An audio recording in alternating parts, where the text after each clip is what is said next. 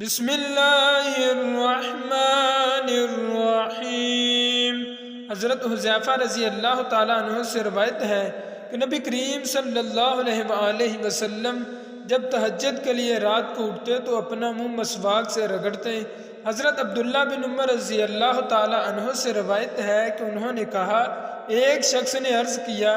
یا رسول اللہ صلی اللہ علیہ وآلہ وسلم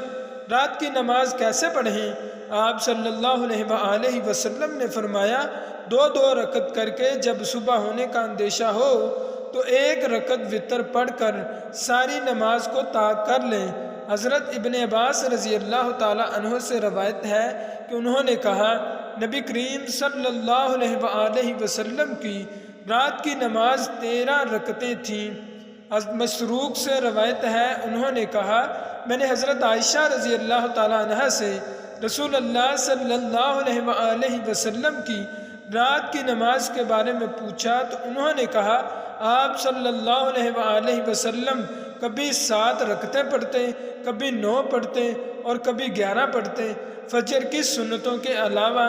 حضرت عائشہ رضی اللہ تعالی عنہ سے روایت ہے کہ انہوں نے کہا، نبی کریم صلی اللہ علیہ وآلہ وسلم رات کو 13 رکعتیں پڑھا کرتے، انہی میں وتر اور فجر کی سنتیں بھی شریک تھیں۔ حضرت انس رضی اللہ تعالیٰ عنہ سے روایت ہے، وہ کہتے ہیں کہ رسول اللہ صلی اللہ علیہ وآلہ وسلم کسی مہینے میں روزہ نہیں رکھتے تھے تو ایسا معلوم ہوتا تھا کہ اب آپ صلی اللہ علیہ وآلہ وسلم اس مہینہ میں روزہ ہی نہیں رکھیں گے۔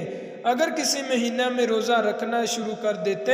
تو خیال ہوتا کہ اب آپ صلی اللہ علیہ وآلہ وسلم کا اس مہینہ کا ایک دن بھی بغیر روزہ کے نہیں رہ جائے گا۔ اور رات کو نماز تو آپ صلی اللہ علیہ وآلہ وسلم ایسی پڑھتے تھے، تم جب چاہتے آپ صلی اللہ علیہ وآلہ وسلم کو نماز پڑھتے دیکھ لیتے اور جب چاہتے سوتا دیکھ لیتے۔